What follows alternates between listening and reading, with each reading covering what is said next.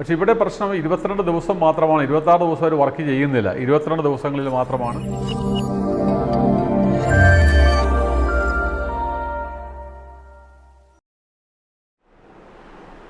ഇതൊരു IT കമ്പനിയിൽ നിന്നും ലഭിച്ച ഒരു ചോദ്യമാണ്. അവരുടെ സംശയം ഇതാണ്. അവിടെ വർക്കിംഗ് ഡേയ്സ് ആഴ്ചയിൽ 5 ദിവസമാണ്. ഒരു മാസം 22 ദിവസം, പരമാവധി 22 ദിവസം മാത്രമാണ് ആ സ്ഥാപനം പ്രവർത്തിക്കുന്നത്. അപ്പോൾ അവിടെയുള്ള തൊഴിലാളികൾക്ക് ഗ്രാറ്റുവിറ്റി കൊടുക്കേണ്ടത് ഏത് ഫോർമുല പ്രകാരമാണ് എന്നുള്ളതാണ് ചോദ്യം.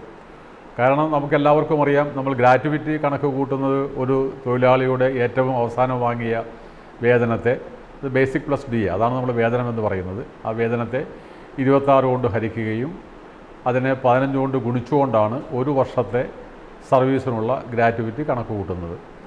അങ്ങനെ കിട്ടുന്ന തുകയെ എത്ര വർഷത്തെ സർവീസുണ്ട് അതുകൊണ്ട് ഗുണിക്കുമ്പോൾ മൊത്തം ഗ്രാറ്റുവിറ്റി തുക ലഭിക്കുന്നതാണ്.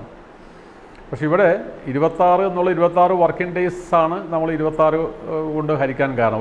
ഒരു മാസത്തെ ശമ്പളത്തെ 26 കൊണ്ട് ഹരിക്കുമ്പോൾ ഒരു ദിവസത്തെ വേതനം കിട്ടും. ഒരു ദിവസത്തെ വേതനത്തെ 15 കൊണ്ട് ഗുണിക്കുമ്പോൾ ഒരു വർഷത്തെ ഗ്രാറ്റുവിറ്റി ലഭിക്കുന്നു. ഒരു വർഷത്തെ ഗ്രാറ്റുവിറ്റി, അതിനെ മൊത്തം സർവീസ് കൊണ്ട് ഗുണിക്കുമ്പോൾ മൊത്തം സർവീസിനുള്ള ഗ്രാറ്റുവിറ്റി കിട്ടുന്നു. പക്ഷേ ഇവിടെ പ്രശ്നം 22 ദിവസം മാത്രമാണ്. 26 ദിവസം അവർ വർക്ക് ചെയ്യുന്നില്ല. 22 ദിവസങ്ങളിൽ മാത്രമാണ് ജോലി ചെയ്യുന്നത്. അങ്ങനെ വരുമ്പോൾ ആ തൊഴിലാളികളുടെ ഗ്രാറ്റുവിറ്റി എങ്ങനെ കണക്ക് കൂട്ടണം എന്നുള്ള ഒരു സംശയമാണ് അദ്ദേഹത്തിനുള്ളത്.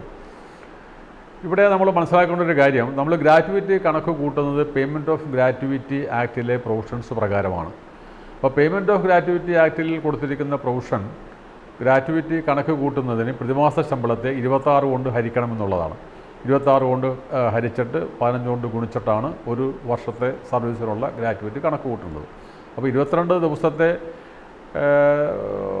വർക്കിംഗ് ഡേയ്സ് ഉള്ളൂ എങ്കിൽ പോലും നമ്മൾ ഫോളോ ചെയ്യേണ്ടത് പേയ്മെൻറ്റ് ഓഫ് ഗ്രാറ്റുവിറ്റി ആക്ടിൽ പറഞ്ഞിരിക്കുന്ന ഫോർമുല തന്നെയാണ്. അവസാനം വാങ്ങിയ ശമ്പളത്തെ 26 കൊണ്ട് ഹരിച്ച് 15 കൊണ്ട് ഗുണിച്ചാണ് ഒരു വർഷത്തെ സർവീസിനുള്ള ഗ്രാറ്റുവിറ്റി കണക്ക് കൂട്ടേണ്ടത്.